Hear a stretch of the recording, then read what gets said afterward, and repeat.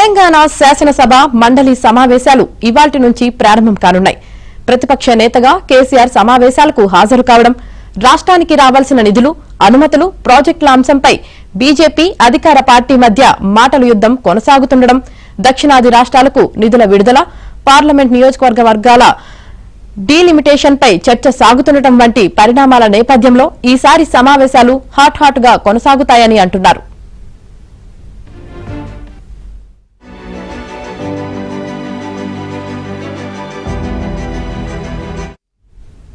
ఇవాళ ఉభయ సభలను ఉద్దేశించి గవర్నర్ జిష్ణుదేవ్ వర్మ ప్రసంగం ఉంటుంది. ప్రభుత్వం చేపట్టిన అభివృద్ది, సంక్షేమ కార్యక్రమాల గురించి ఆయన వివరిస్తారు.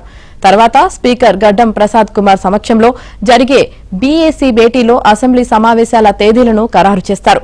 13న గవర్నర్ ప్రసంగానికి ధన్యవాదాలు తెలిపే తీర్మానంపై చర్చ జరుగుతుంది. 15న బీసీ రిజర్వేషన్లకు సంబంధించి 2 బిల్లులు, ఎస్సీ వర్గీకరణ బిల్లును ప్రవేశపెట్టే అవకాశముందని సమాచారం.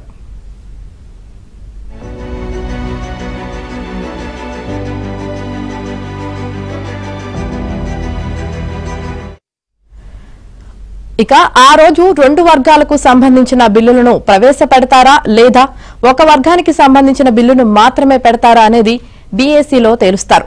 ఒకవేళ 15న బిల్లులను ప్రవేశపెట్టకపోతే 16న ఆదివారం సభకు సెలవు ఇచ్చి 17, 18 తేదీల్లో బిల్లులను ప్రవేశపెట్టడం, చర్చించడం పూర్తి చేస్తారు. 19న మాత్రం బడ్జెట్ను ప్రవేశపెడతారని తెలుస్తోంది. 21 నుంచి బడ్జెట్పై చర్చను చేపడతారు. సమావేశాలను ఈ నెలాఖరు వరకు నిర్వహించాలన్న ఆలోచనలో ప్రభుత్వం ఉన్నట్లు తెలిసింది.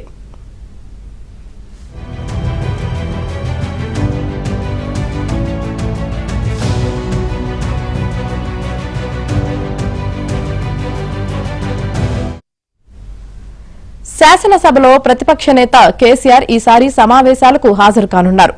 2023 డిసెంబర్లో కాంగ్రెస్ అధికారంలోకి వచ్చిన నాటి నుంచి నిర్వహించిన శాసనసభ సమావేశాల్లో ఒక్కరోజు మాత్రమే కేసీఆర్ పాల్గొన్నారు. 2024 జులైలో బడ్జెట్ ప్రవేశపెట్టిన రోజు ఆయన సభకు వచ్చి వెళ్లిపోయారు. మళ్లీ ఇప్పుడు హాజరవుతున్నారు. అయితే 2 ప్రత్యేక రోజుల్లో మాత్రమే ఆయన సభకు హాజరవుతారని సమాచారం. గవర్నర్ ప్రసంగం, బడ్జెట్ను ప్రవేశపెట్టే రోజున కేసీఆర్ సభకు వస్తారని సమాచారం.